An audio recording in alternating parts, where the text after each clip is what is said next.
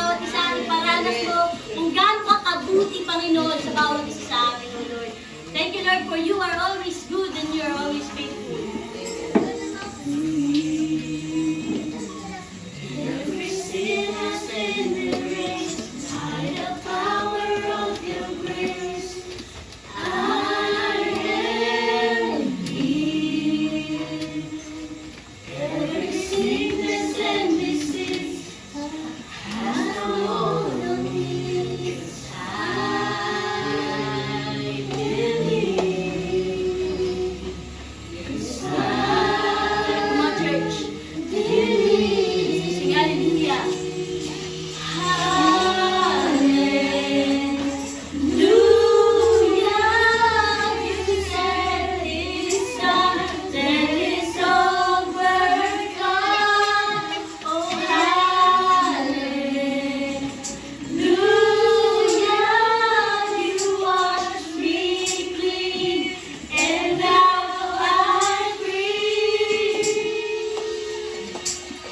I'm free in you, Jesus.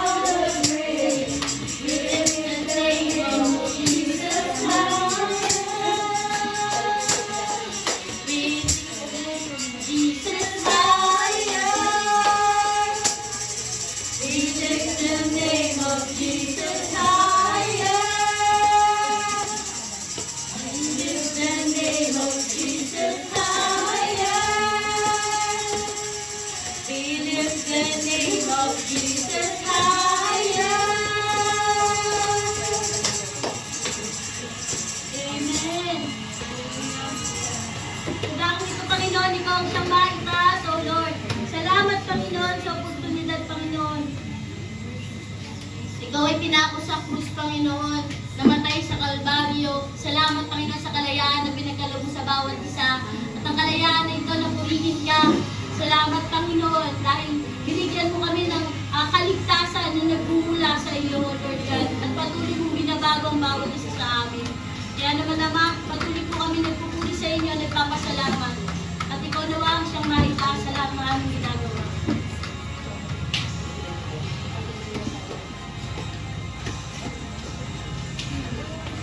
By His stripes we are healed.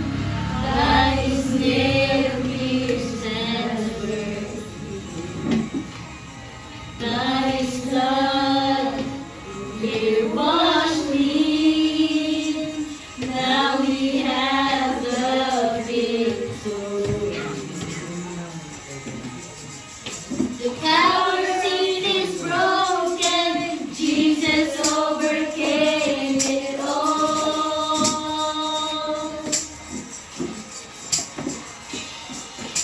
He has won our freedom. Jesus has won it all. Come on, church, sing hallelujah.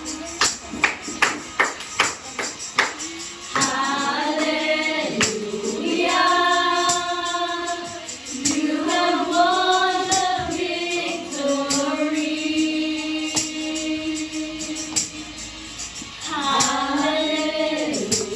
Hallelujah. You have won it all for me. Your death could not hold you down. You are the risen King, seated in majesty. You are the risen King. By His stripes, by His stripes, we are healed. By His nail-pierced hands we're free. By His blood, oh, we're washed clean. Now we have the victory. The power of sin is broken. Jesus overcame it all.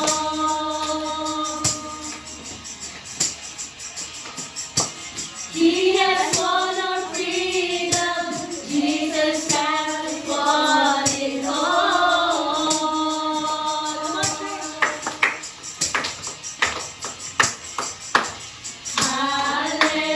Hallelujah. You have won the victory.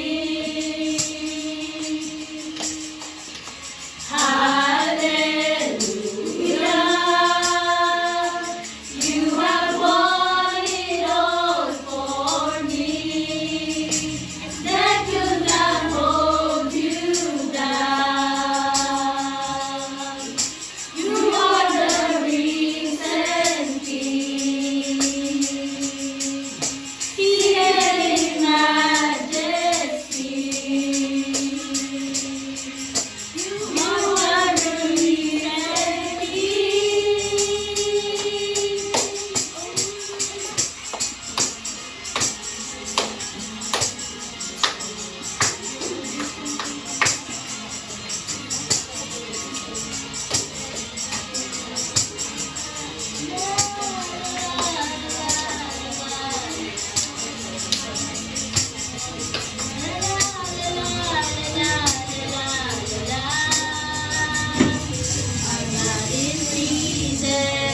He is alive. He won the victory. He reigns on high. Our God is risen. He is alive.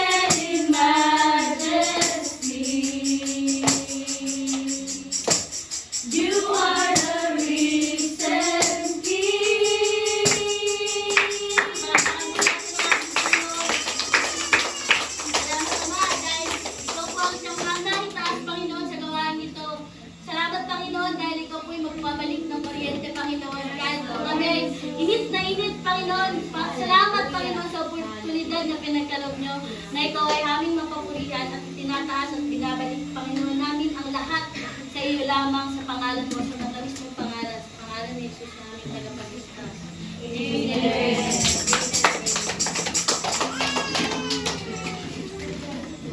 Ayan, manatili po tayong nakatayo sa biyaya ng ating Panginoon. Ang ating pong mapag-aaralan ay hango sa aklat ng unang Timoteo chapter 5 verse 20 to 21. Pagsabihan mo sa harap ng lahat ang sino mang ayaw tumigil sa paggawa ng masama para matakot ang iba. Sa harap ng Diyos at ni Kristo Jesus na kanyang banal na mga anghel, inuutos kong sundin mo ang mga bagay na ito nang walang kinikilingan o tinatangi. Tayo pong lahat ay manalangin. Hallelujah, Jesus. Panginoon, tunay nga Panginoon na napakabuti mo sa buhay ng bawat isa. At Lord, hayaan mo po Panginoon na patuloy na buksan mo ang puso't isipan namin sa pag-aaral ng iyong salita. Bagamat mainit, pero Lord, yung kabutihan mo pa rin ang nakikita namin, Panginoon. Tinuturuan mo ang bawat isa, Panginoon, sa pagtitiis na to, Lord God. Alam namin, Lord, lahat ng ito, Panginoon, ay ikaw ang siyang kikilos sa buhay ng bawat isa. And Lord, hayaan mo po magpadala ka ng hangin, Panginoon, na kung saan, Lord God, ang bawat isa, Panginoon, ay marirefresh, Lord, sa kanilang pag-upo, sa pakikinig ng iyong salita. And ganoon din po, Panginoon, bigyan mo kami ng wisdom and knowledge, Lord God, sa pag-aaral ng iyong salita. Ikaw ang siyang magturo sa bawat isa sa amin, Panginoon, sa pamamagitan ng iyong banal na spirito, Panginoon, na nanahan sa puso't isipan ng bawat isang anak mo na naririto.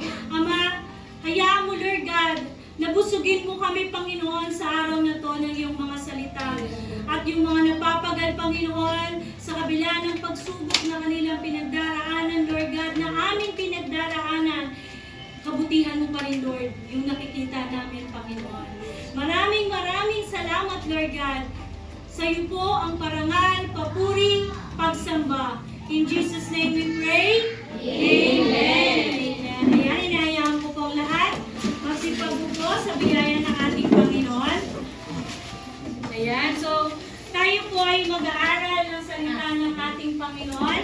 Sabi po nung pinag-aralan natin last week, so alam naman natin yung tayo tinuruan ng ating Apostol Pablo sa pamamagitan ng sulat niya kay Timoteo. Ito po yung warning from the end times. Alam naman, sabi natin, di ba? Nung napag-aralan natin last week, maraming tatalikod sa pananampalataya, maging ang mga mismong sumasampalataya sa Panginoon. And that is the warning ng Holy Spirit sa mga huling araw. Kaya naman, nag-instruct ang ating Apostol Pablo kay Timoteo na patuloy na ituro at ipangaral ang mabuting balita. Amen po ba? So, ngayon po ang ating pong pag-aaralan. Ayan, nalitanong po yung ating sabi dito, how to treat. Ayan, praise the Lord. Ayan, pakisaksak na lang po yung electric fan.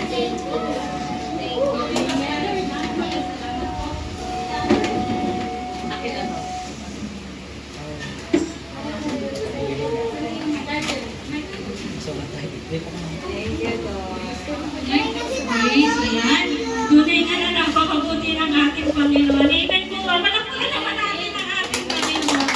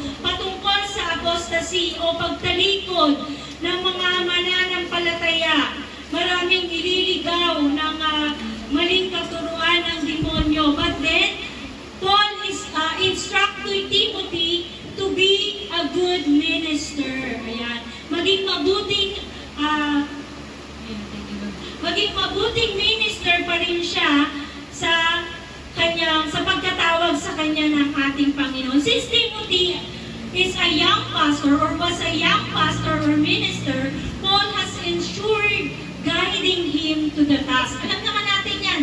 Kung makikita nyo, in 1 Timothy, puro instruction ng ating Apostol Pablo, kanino? Kay Timoteo. He has entrusted him how he will walk in his journey. Ayan, how he will walk in his journey to the Lord. So, simulan po natin yung pag-aaral natin. Kung paano, since Timothy is a young pastor, paano niya tratuhin ang mga matatandang lalaki sa iglesia. So, sabi po dito, sa verse 1, huwag mong pagalitan ang nakatatandang lalaki, kundi sabihan mo siya ng mahinahon na parang sarili mo, Ama. So, as a young pastor, tinuruan ng ating Apostol Pablo si Timothy kung paano niya tutuwid ang isang matandang lalaki. Ito ay merong kahinahunan na parang sa ama ka nagsasabi. And tingnan naman natin dito in NIV and New King James Version. Do not rebuke an older man harshly. Sabi niya sa NIV. At sabi naman po sa New King James Version, sabi po sa New King James Version, do not rebuke an older man, but exhort him as a father. Sabi dito, praise sound check yan. Sabi po dito, exhort means, kasi sa English po, exhort po ang ginamit. Kahit i-check po ninyo from NIV version and New King James Version. To develop relationship with other believers for the purpose of encouraging. So kung paano mo ini-encourage ang isang ama, ganon ang pagtutuwid sa isang matandang lalaki sa iglesia. Do not rebuke an older man. Paul directed Timothy that older men are generally not to be rebuked. A young pastor asked Timothy must shepherd them faithfully, but with due respect for the years and presumed wisdom. Kasi alam naman natin, sa mga matatandang lalaki po, napakarami ng pinagdaanan yan. Amen po ba? So sabi dito, an ancient Greek verb ng rebuke is not formally for a rebuke in the New Testament. This is only place this word is used and means literally to strike at, or not to attack the older. Porket young pastor ka, you do not have the authority para i-strike mo o hindi para atakihin mo na mga harsh na salita ang matatandang lalaki sa iglesia. But to treat them with respect, katulad ng pagtrato mo sa iyong ama. Amen po ba?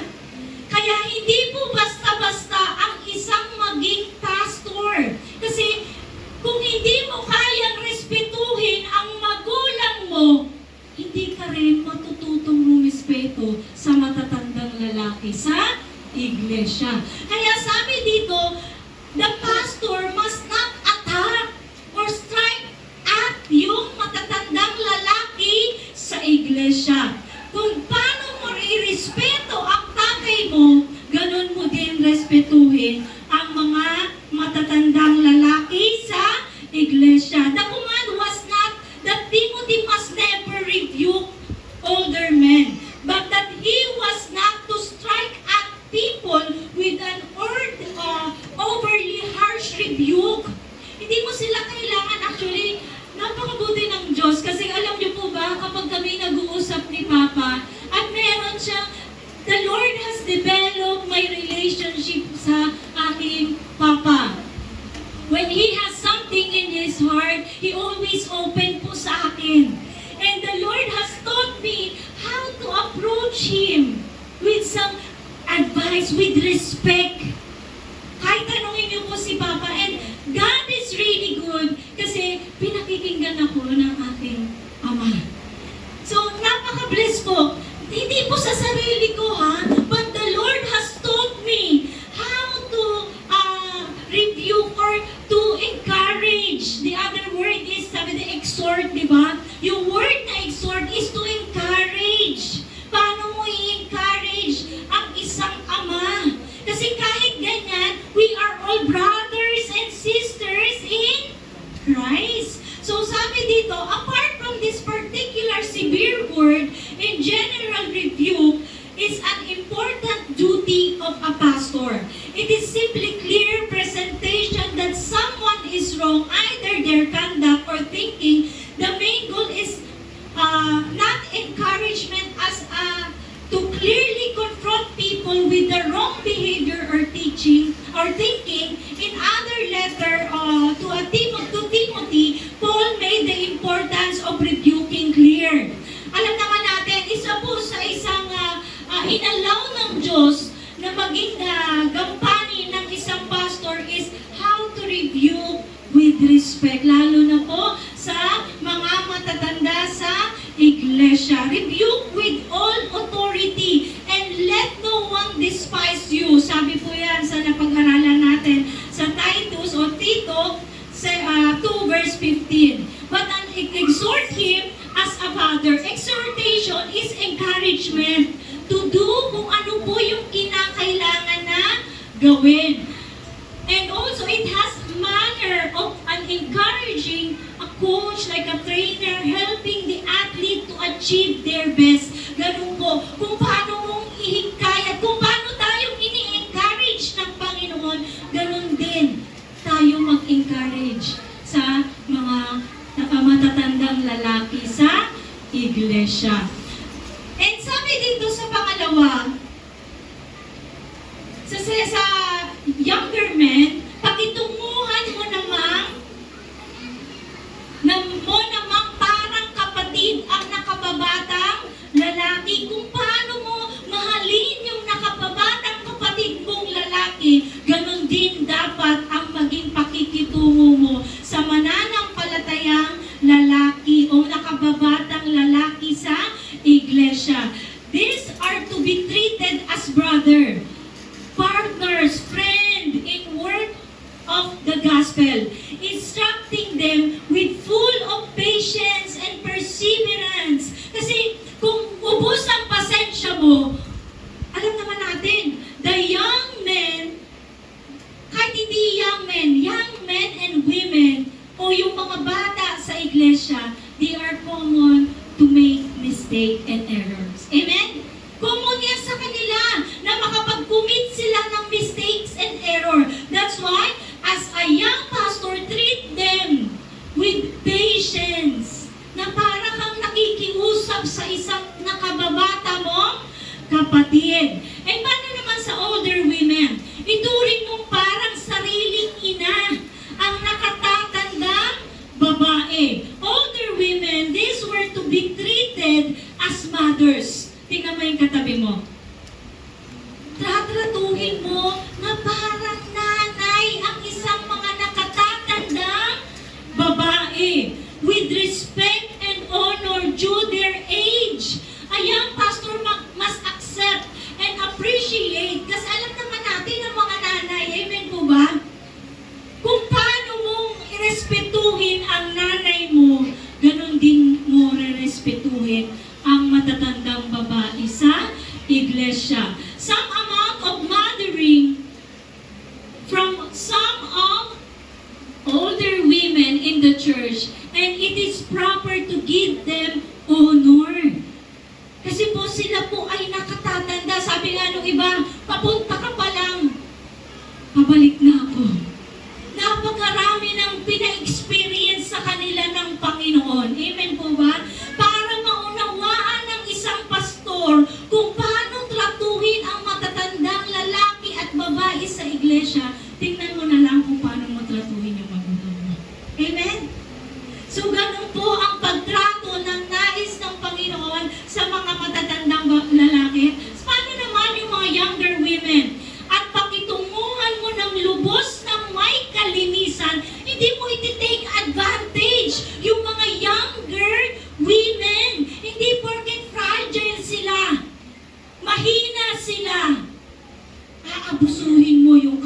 alagaan ng mga younger women because you have the authority. It is not how Paul taught Timothy. Sabi niya dito, pakitunguhan mo ng may lubos na kalinisan because he is a man, young man. Si Timoteo po ay young man. So, pakitunguhan niya ng may kalinisan ang mga kabataang babae tulad ng kapatid. Amen po ba? Hindi i-take advantage yung kahinaan ng mga young women because they are fragile. Paul has taught Timothy how to respect even the younger sister o yung mga nakababatang babae sa iglesia. These younger women were to be treated as sisters. Kapatid, kung paano mo mahalin ang kapatid mong babae, ganun mo mamahalin ang kapatid, ang nakababatang kapatid sa iglesia. Kung titingnan natin dito, kung paano tinuturo ng ating Apostol Pablo, it is not, meron kang otoridad sa church. How Paul taught Timothy is treating them as family. Sabi mo sa katabi mo, as family. Hindi sa nakakataas siya, kahit pastor siya. Tratuhin na may paggalang katulad ng isang pamilya. Amen po ba? Sabi dito, Timothy, as any godly man, was to always make certain his conduct towards younger women was always pure and above reproach. A godly man is not flirtatious or provocative and does not use double entendre or yung mga witty words or yung mga provocative na salita. Sabi ko nga, ang mga younger women, they are all fragile. Ang mga younger women po, they can commit mistake and error because they are not matured enough. That's why as a pastor, dapat i-cultivate sila. Amen po ba? So, ganun po yung turo ng ating Apostol Pablo kay Timoteo. And paano naman? Actually, kung titignan mo dito, mas mahaba yung turo ni Apostol Pablo sa mga widows. Sabi dito sa verse 3, igalang mo ang mga byudang wala ng ibang inaasahan sa buhay. So kung makikita natin dito, byuda na walang inaasahan o maaasahan sa buhay. Subalit kung ang isang byuda ay may mga anak o apo, sila ang unang karapat dapat kumalinga sa kanya bilang pagtanaw ng utang na loob. So kung titignan natin, yung word na utang na loob ay nandiyan sa Biblia. So sinerge ko po yan in English version. Sabi po dito sa English version, to repay their parents. Tayo ng mga anak, binibigyan tayo ng pagkakataon ng Panginoon na magbalik tanaw sa mga magulang. It is part of honoring. Sabi mo sa katabi mo, it is part of honoring. For this is good and accepted before God. Bakit? Lalo na kung wala ng asawa ang iyong magulang. It please the Lord and acceptable yan sa Panginoon. Sabi mo sa katabi mo, mabuti yan. But if a widow has a children or grandchildren, they should learn first of all to put their religion into practice. Kristiyano ka? Ipamuhay mo. Nakita mo na nangangailangan ng magulang mong nag-iisa na lang sa buhay. Amen po ba? Kailangan kalingain ng isang anak o even mga apo ang kanilang mga magulang na wala ng ibang inaasahan. Amen po ba? So sabi dito, bakit po ganon? If any widow has a children, those who should legitimately help by the church should not have family. Bakit? Para maging kagaanan din po sa isang, kasi alam naman natin sa iglesia, kung lahat yan iaasa sa iglesia, alam natin yung konteksto niyan.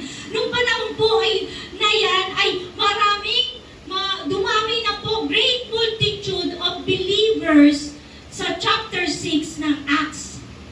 And napakarami din pong balo. At sabi nga, di ba yung problema dyan, na overlook na nila yung balo. That's why Paul asked Timothy na mag-appoint ng mga deacons and leaders, mga elders na kung saan hindi ma-overlook yung pagbibigay ng tulong sa mga balo. Kaya sabi dito, if they do have family to assist them, it is the responsibility of the family to do it. Pamilya ka! Huwag tayong umasta kahit may asawa ka na. Huwag mong kalimutang lingunin kung saan ka nagmula. Dahil ang mga magulang na wala ng ibang inaasahan. Kasi minsan alam niyo po ba ang problema sa panahon ngayon? Nahiya na po ang mga magulang na umasa sa mga anak. Bakit? Kaya makikita natin dyan, it is privilege po na tumulong. Sabi dito, ito yung nireveal sa akin ng Panginoon. It is not that the church isn't able to help them. Hindi sa walang kakayahan ang panambahan na tumulong sa mga balo na namatay na yung kanilang mga asawa. Na sinabi ng Panginoon, sila yung magsisilbing tagapag-provide dito ng materially sa kanilang asawa. Sabi, hindi naman sa hindi kayang tumulong ng church. But, binibigyan ng privilege at pagkakataon. Tingnan mo yung katabi mo. Ang bawat isa na pagpalain ng Diyos kasi ang nangako po niyan, hindi tao kundi ang Diyos. Sabi dito, and be blessed, it is giving privilege to their children to be prospered and be blessed by the one who made promise sa command niya. Amen po ba? And we know that this is certain because the Lord Himself made this promise. Amen po ba? Alam natin ang Diyos ang nangako. Saan po yung pangako na yan? Makikita po yan from the Old Testament and even in the New Testament. Exodus 20 verse 12. Honor your father and your mother so that you may live long. Hahaba ang buhay mo. Alam niyo po ba? Kapag tumulong ka sa magulang mo, hindi dahil na pag-aral ka lang, kundi may pangako ang Diyos sa pagtanaw ng utang na loob sa magulang. You may live long in the land that the Lord your God is giving you.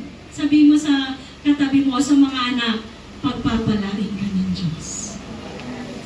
It is part of honoring our parents. Sabi dito, children, obey your parents in the Lord, for this is right. Honor your father and mother, which is the first commandment with promise, that it may be well with you.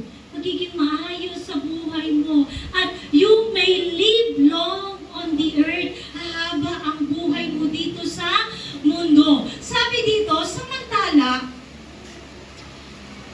ang biyudang mahilig sa kalayawan ay maituturing ng patay, bagamat siya'y buhay.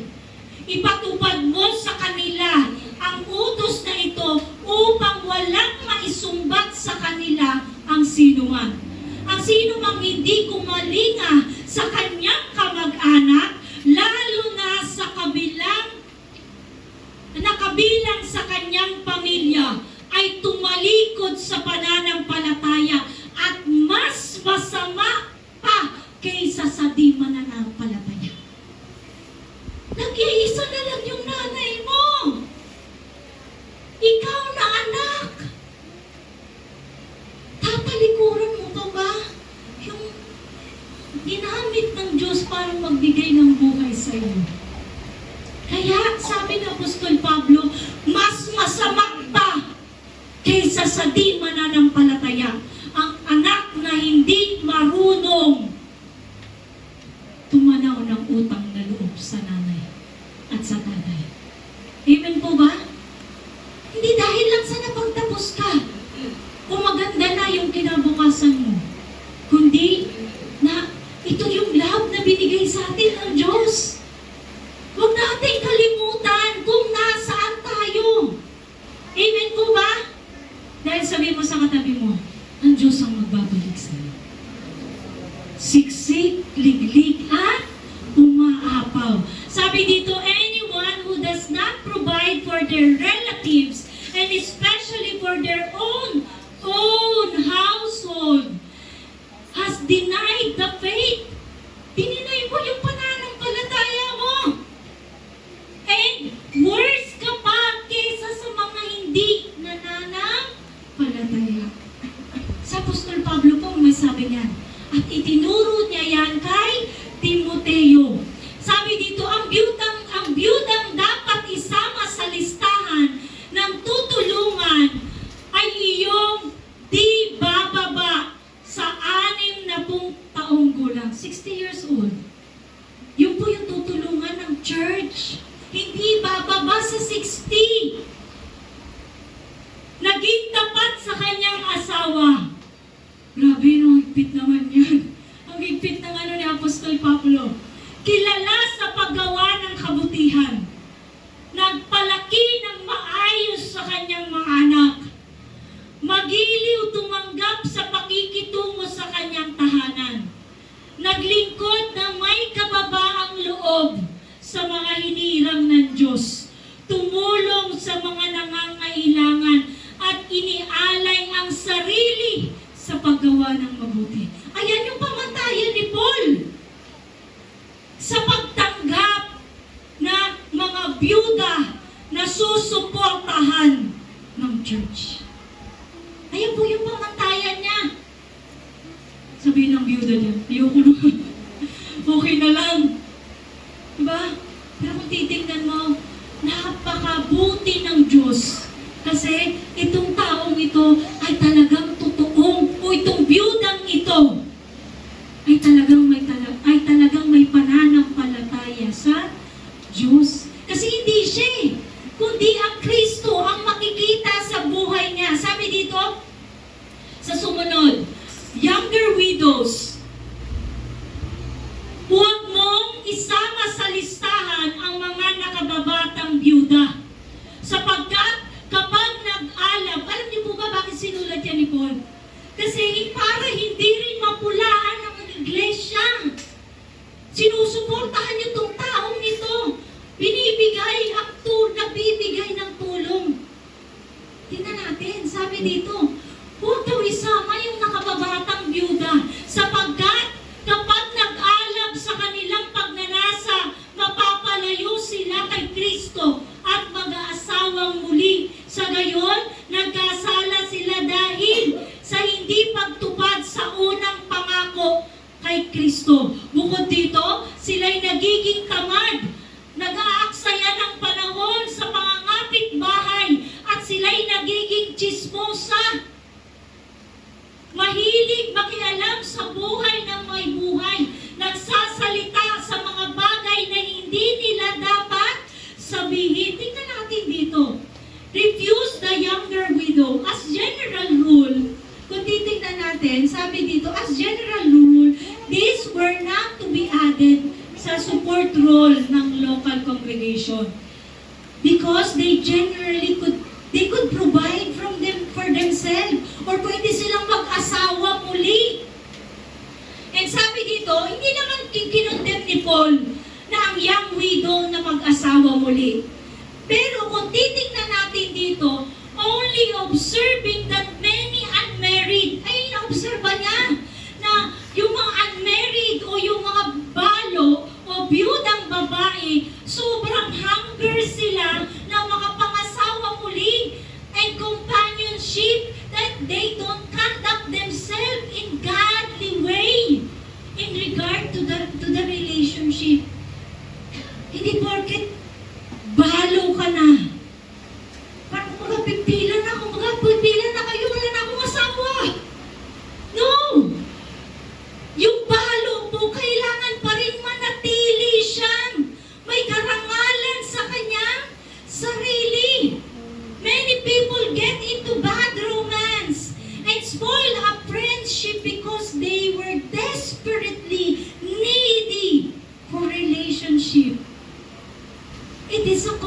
occurrence that Paul warned against.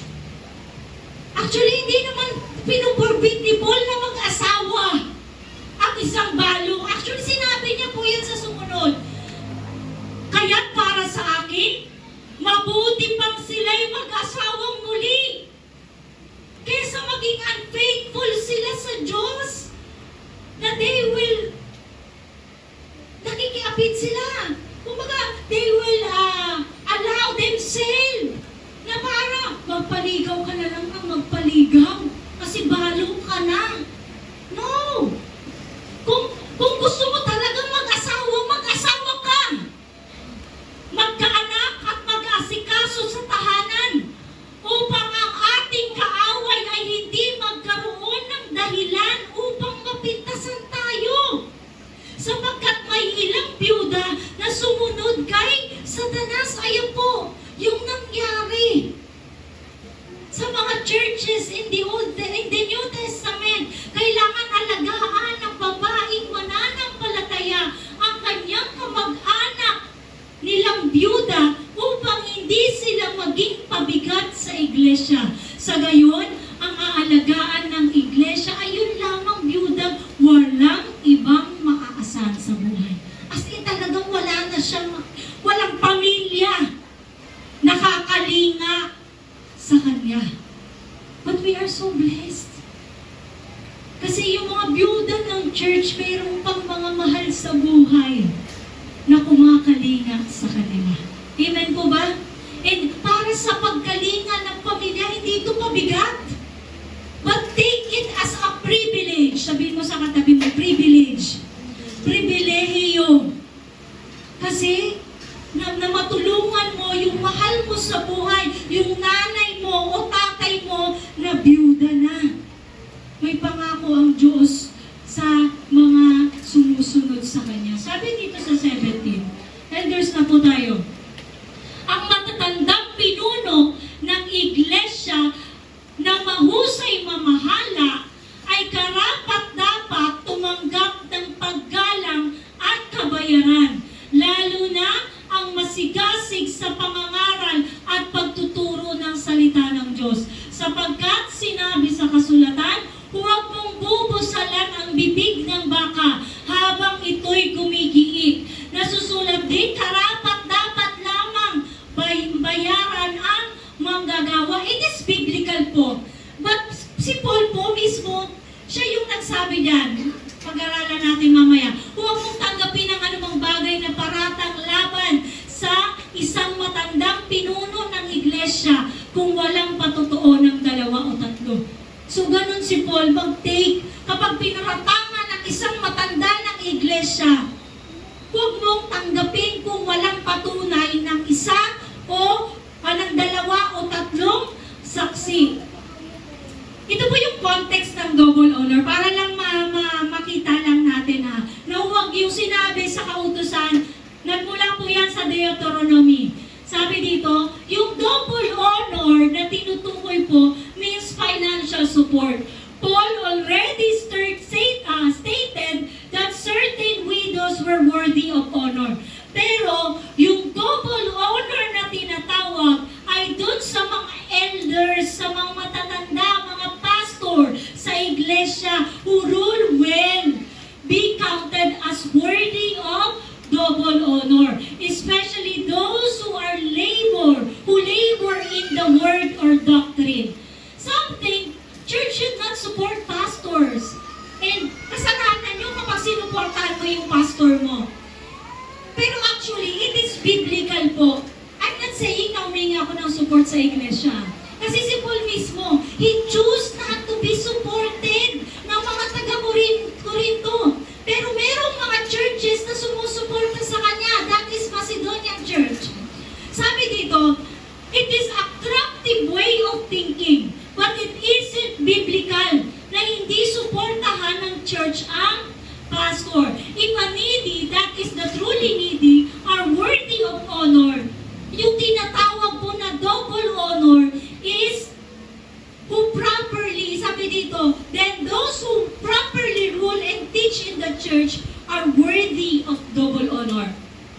Sabi dito, for the scripture says, ito po, dito po nakuha yung kinote ni po Apostol Pablo sa Timothy chapter 5. You shall not muzzle an ox while it treads out, o yung habang siya ay nagsasaka. Sabi dito, you shall not muzzle while that treads out the grain. Means po niyan, it is unfair and unkind to prevent someone from benefiting from the fruits of their labor. It emphasized the importance of fair treatment and provision for those who work both literal sense of animal and metaphor. Kasi alam naman natin, di ba? Papagapasin mo ba yung mga baka? Tapos hindi mo papakainin? Natural, papakainin mo ang isang baka na nagpapagal para makakain tayo. That is the meaning of this kinote ni Apostol Pablo. Sabi po dito sa sumunod, ito po yun. Ito naman yung pinili ni Paul. At sinasabi niya sa mga taga-Korinto, ayaw niyang maging pabigat sa iglesia. Kaya hindi siya naghahangad ng tulong sa iglesia ng Korinto. Though may nagsusupport sa kanya na ibang mga church, that is Macedonian church. And it is biblical. Sabi dito, iniiwasan ko. Hindi dahil sa walang kakayahan ng church na tumulong sa pastor. Pero iniiwasan ni Paul at patuloy kong iiwasan na maging pabigat sa inyo sa anumang paraan. And that is also my stand. Iiwasan ko po na maging pabigat sa iglesia. Though may kakayahan ang iglesia na pagpalain ako, but then I choose not to be burdened. Ayokong maglagay ng burden sa iglesia. And even I myself, kahit ang asawa ko, the Lord never provides sa aming mag-asawa. And we glorify the Lord. Amen po ba? Sabi dito, iniwasan ni Paul na maging pabigat sa iglesia. Pero ang iglesia po ay may kakayahan na tumulong. Lalo na kung ang pastor ko ay talagang naghihirap para sa, yung pagtulong dyan, not only the sense of financial, actually, yung mas nais ng pastor po ay may makatulong siya sa loob ng iglesia. And ganun din po sa akin. Sabi ni Paul yan in Philippians, hindi ko lamang po nalagay dyan. Nais ni Apostol Pablo na may makatulong sa iglesia. And that really means sa pastor. Sabi mo sa katabi mo, salamat sa Diyos. Kasi nakakatuwang ka sa iglesia. Amen po ba? Napakalaking kagaanan po sa pastor yung may makatuwang siya sa iglesia. Sabi dito sa sumunod, pagsabihan mo sa harap ng lahat ang sino mang ayaw tumigil sa paggawa ng masama para matakot ang iba. Sa harap ng Diyos at ni Kristo Jesus at ng kanyang banal na mga anghel, inuutos kong sundin mo ang mga bagay na ito nang walang kinikilingan o tinatangi. Huwag mong ipapatong agad. Hindi ka basta kagad mag-appoint. Amen po ba? Sa sino mang upang bigyan ito ng kapangyarihang mamahala. Ingatan mong huwag kang masangkot sa kasalanan ng iba. Manatili ka, walang dungis. Sabi dito, we can share in the sins kapag hindi mo nirebuke ang isang mananampalataya. Kapag nag-set ka ng example sa kanila ng maling gawa, nag-share ka ng kasalanan sa iba by approving them or ignoring them. Kaya hindi siya basta-basta na maglilihans ka. Pag-appoint ka ng mamahala sa church. The life must be observed first.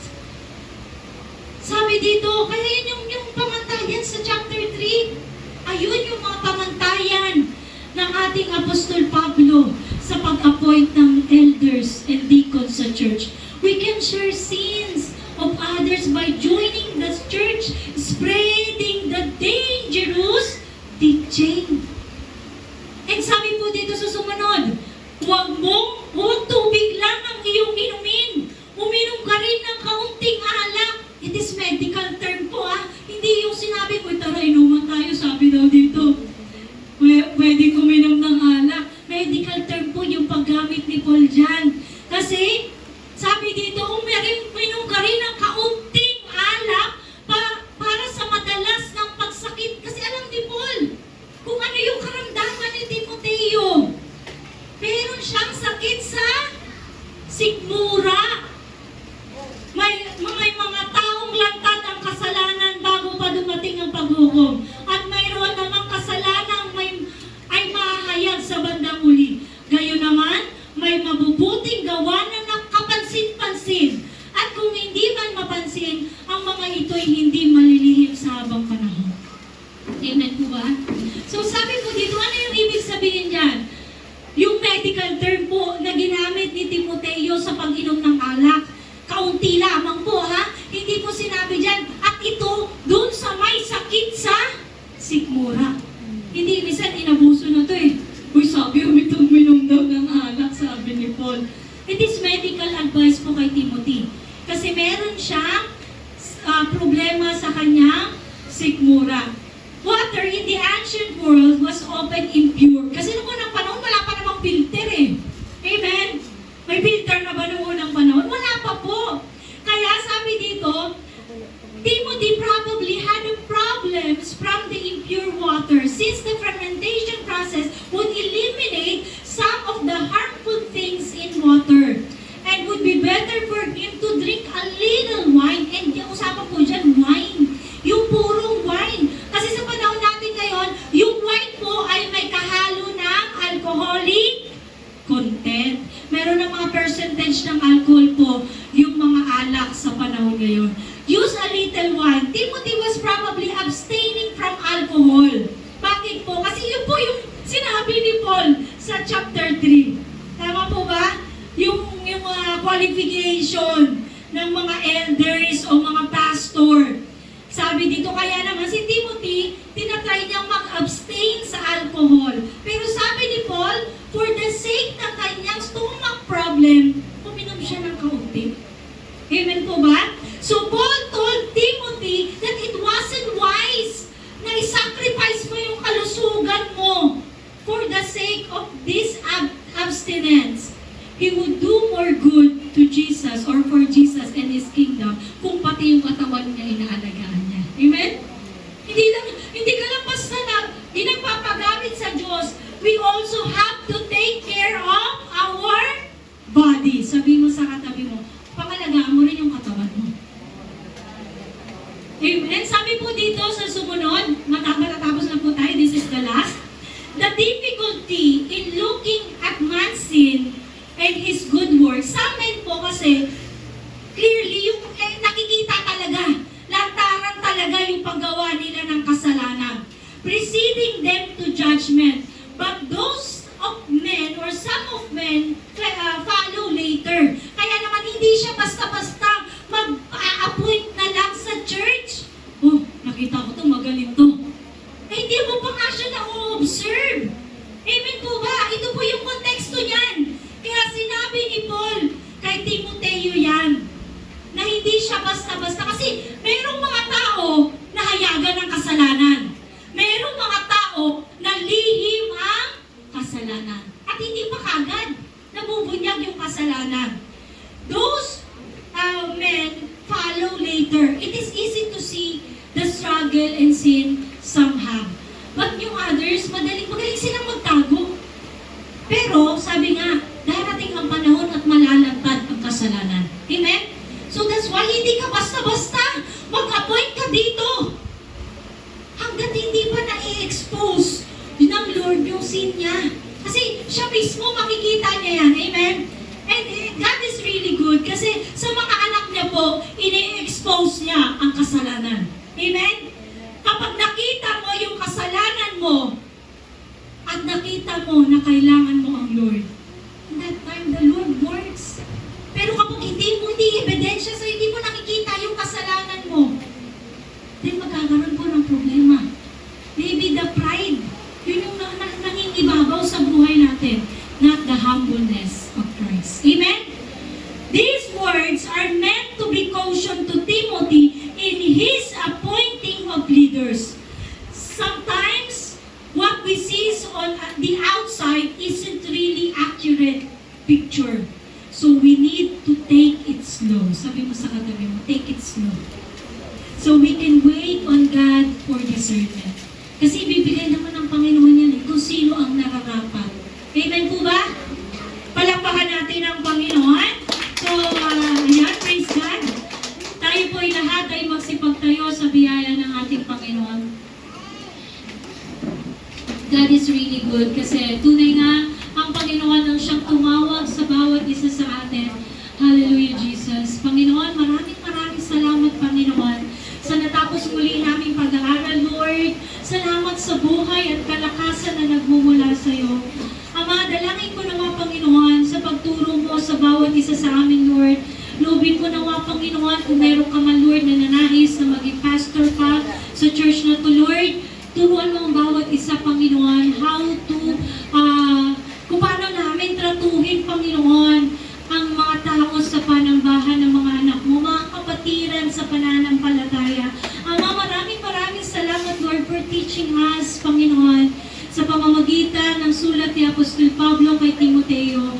Lord, maging guidance namin to, Panginoon. Maging guide namin to, Lord God, kung paano kami, Panginoon, mamuhay sa loob ng panambahan. Maraming salamat, Lord, sa iyong mga kamay ko po pinagkakatiwala ang iglesyang ito sapagkat lahat kami ay sa iyo.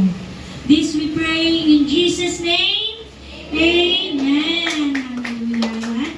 Tayo pong lahat ay magsiupo sa biyaya ng ating Panginoon. Amen. Praise God. Nawa sa maatin nawa yung pagpapala at kabutihan at kagandahan loob ng Diyos. Ngayon naman po, dadako tayo sa pagbibigay. Sabi po sa Marcos chapter 12, verse 41, umupo si Jesus malapit sa pinaglalagyan ng mga kaloob doon sa templo at pinagmamasdan ang mga taong naghuhulog ng pera. Maraming mayayamang naghulog ng malalaking halaga. May lumapit doon na isang mahirap na byuda at naghulog ng 2 pirasong barya. At tinawag ni Jesus ang mga tagasunod niya at sinabi, "Sinasabi ko sa inyo ang totoo, mas malaki ang ibinigay ng byudang iyon kaysa sa lahat ng nagbigay, sapagkat silang lahat ay nagbigay lang ng sumobrang pera nila. Pero ang byuda ay nagbigay sa kabila ng kanyang kahirapan. Ibinigay niya ang lahat ng kanyang ikinabubuhay." Pinatutungkol po ng Panginoon yung tungkol sa pagbibigay na pinaliwanag niya sa kanyang mga alagad na yung nagbigay ng maraming yung mayaman na nagbigay na malalaking halaga. Ngunit mas naging kalugod-lugod sa Diyos yung isang byuda na mahirap na 2 pirasong pilak ang ipinagkaloob niya. Mas yung byuda ang ikinalugda ng Panginoon dahil buong pusong nananampalataya at nananalig ang byuda sa ibinigay niyang ipinagkaloob niya sa templo.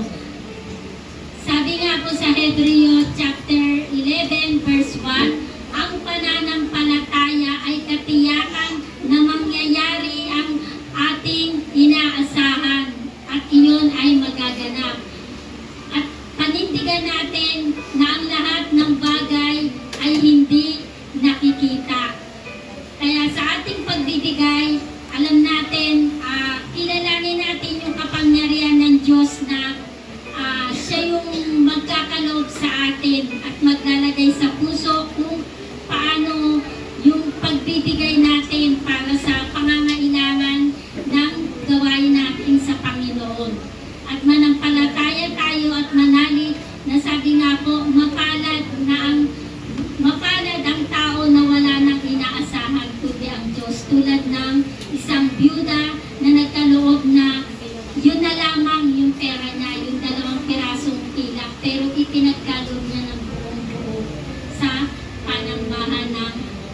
Iglesia ng Diyos.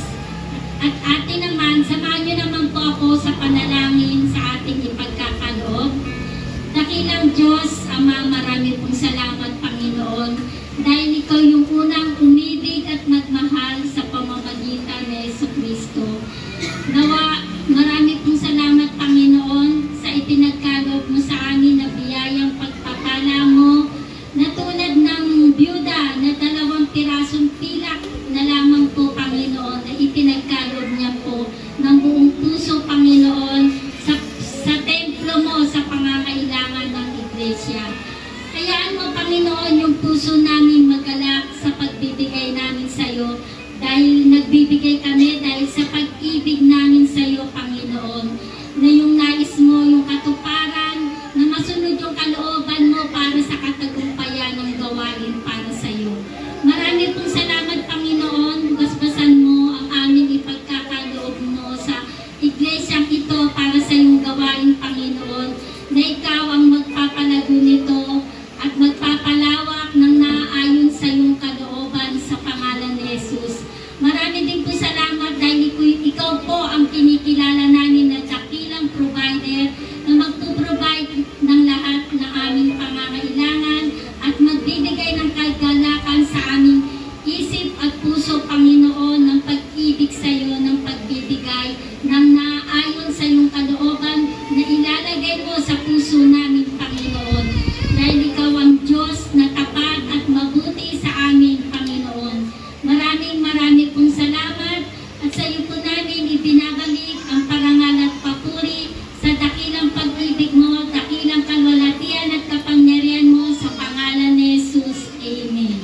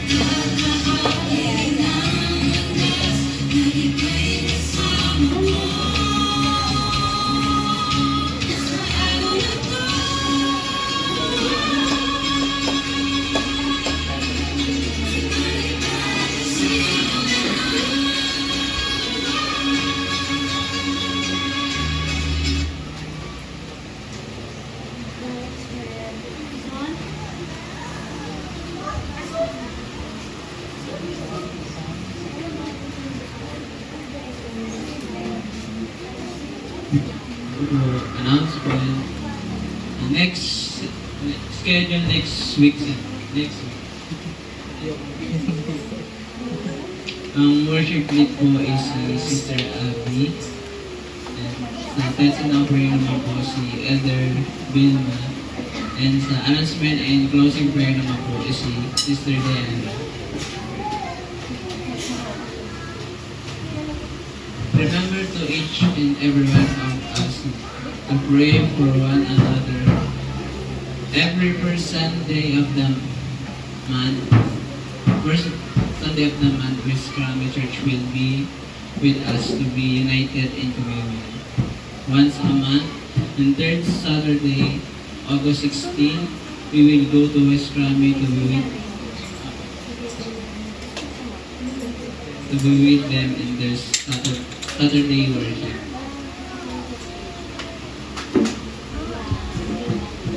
Youth Bible Study every Saturday, 8 a.m. to 9:30. Please invite your young generation to join.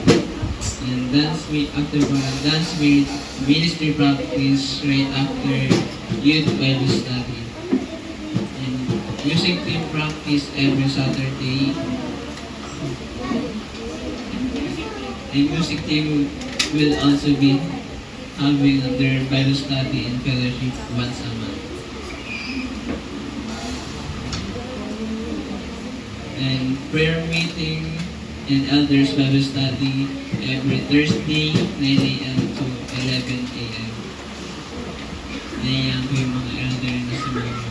And lastly, we have Advanced Theological Training after worship service today for public speaking, presentation of Bible study to be facilitated by Sister Mary Ann Aquino. Tayo po ito mga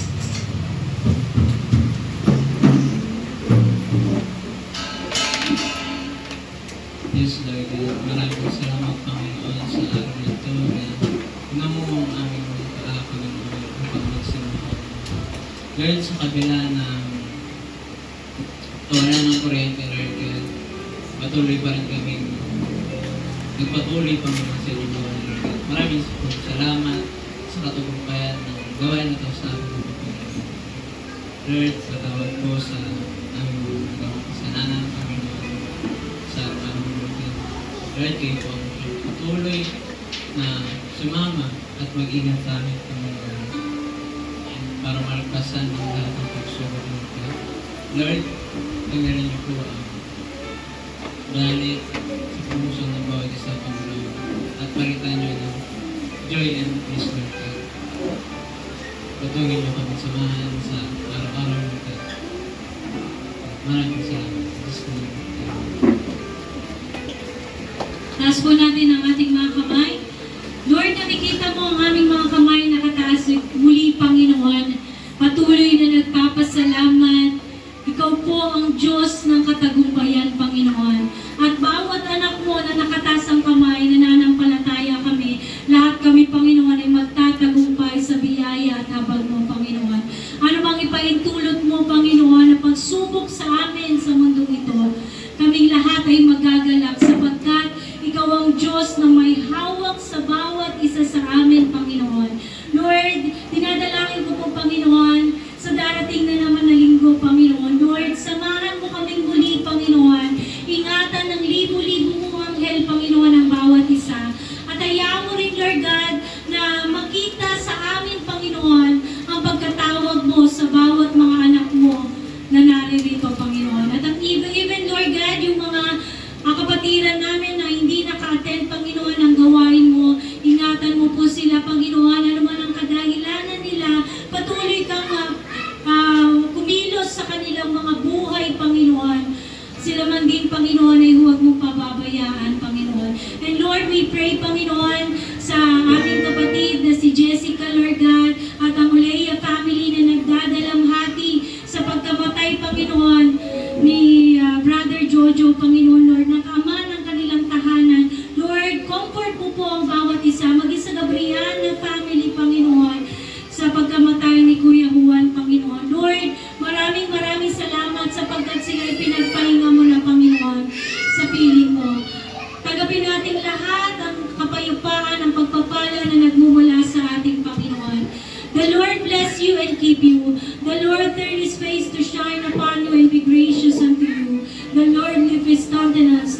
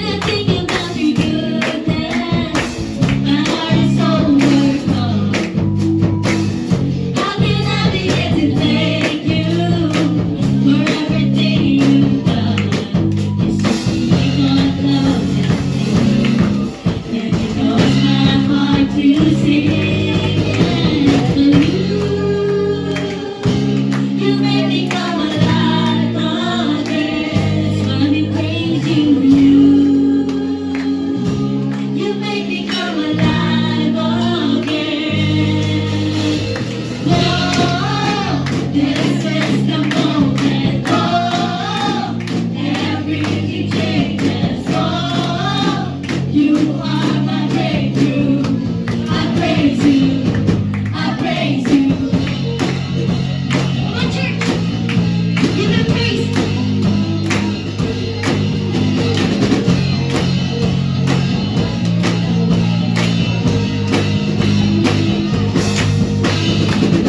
So come on, everybody. It's time to celebrate. We will never stop singing. Oh, with the thing of your name. It's a gift of love. And it calls my heart to sing. Oh, you make me come alive again. It's fun to praise you. You make me come alive again. Come on, church. Oh, this is the moment. Oh, everything changes. Oh, you are my breakthrough. I praise you. I praise you.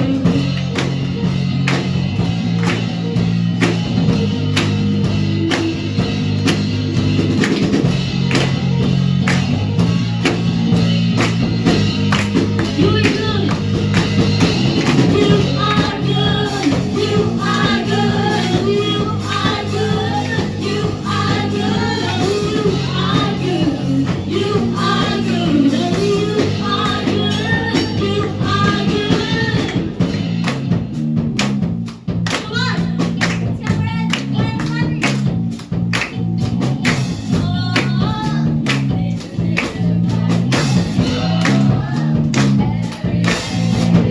Oh, this is the moment. Oh, everything changes. Oh, you are my breakthrough. I praise you. I praise you. Oh, this is the moment. Oh, everything changes. Oh, you are my breakthrough. I praise you. I praise you.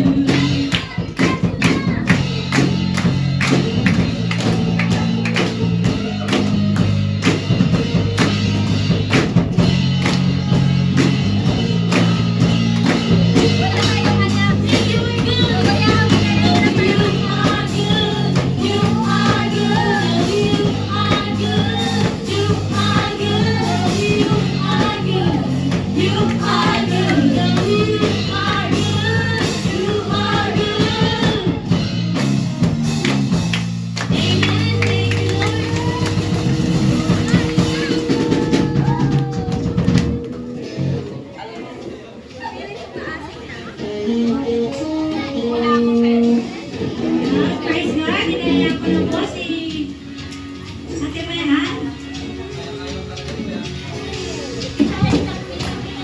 Talagang nanggigil.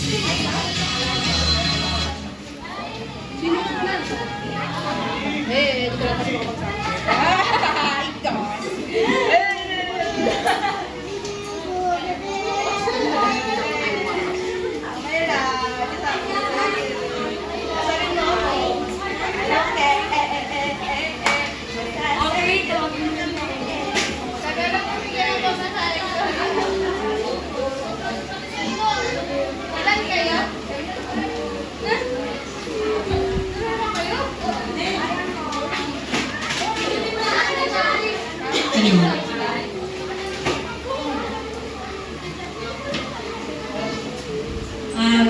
proceed na po tayo sa next po nating gawain, ang theology.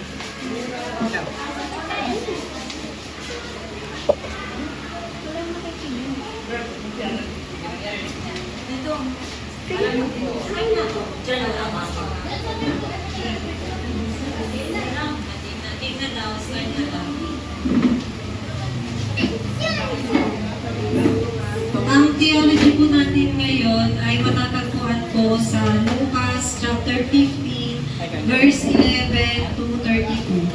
Babasahin ko po muna. Ang dalawang anak. Sinabi pa, Lucas chapter 15, verse 11 to 32. Kilala po natin ito sa title na Kalibughang Anak. Verse 11 to 32, ang dalawang anak. Sinabi pa ni Jesus, may isang tao na may dalawang anak na lalaki. Sinabi sa kanya ng bunso, Ama, ibigay na po ninyo sa akin ang mamanahin ko. At hinati nga ng ama ang kanyang ari-arian. Pagkalipas ng ilang araw, ipinagbili ng bunso ang kanyang bahagi at nagpunta sa malayong lupain. Nilustay niya roon sa mga bisyo ang lahat niyang kayamanan. Nang maubos na ito, nagkaroon ng matinding tagutong sa lupain iyon. Kaya't siya ay nagsimulang maghirap. Namasukan siya sa isang taga roon at siya ay pinagtrabaho nito sa isang babuyan. Sa tindi ng kanyang gutom at dahil sa wala namang nagbibigay sa kanya ng pagkain, halos kainin na niya ang mga pinagbalatan ng mga bungang kahoy na pinapakain sa mga baboy. Ngunit napag-isip-isip niya ang kanyang ginawa at nasabi niya sa sarili, labis-labis ang pagkain ng mga alila ng aking ama, samantalang ako'y namamatay dito sa gutom. Babalik ako sa aking ama at sasabihin ko sa kanya, Ama, nagkasala po ako sa Diyos at sa inyo. Hindi na po ako karapat-dapat na tawaging anak ninyo, ibilang na lamang ninyo akong isa sa inyong mga alila. At siya'y nagpasyang umuwi sa kanila. Malayo pa ay natanaw na siya ng kanyang ama, at dahil sa matinding awa ay patakbo siya sinalubong, niyakap at hinalikan. Sinabi ng anak, Ama, nagkasala po ako sa Diyos at sa inyo. Hindi na po ako karapat-dapat na tawaging anak ninyo. Ngunit tinawag ng ama ang kanyang mga alila. Dali, kunin ninyo ang pinakamagandang damit at bihisan ninyo siya. Suotan ninyo siya ng singsing at ng sandalyas. Katayin ninyo ang pinakabang kuya at tayo'y kumain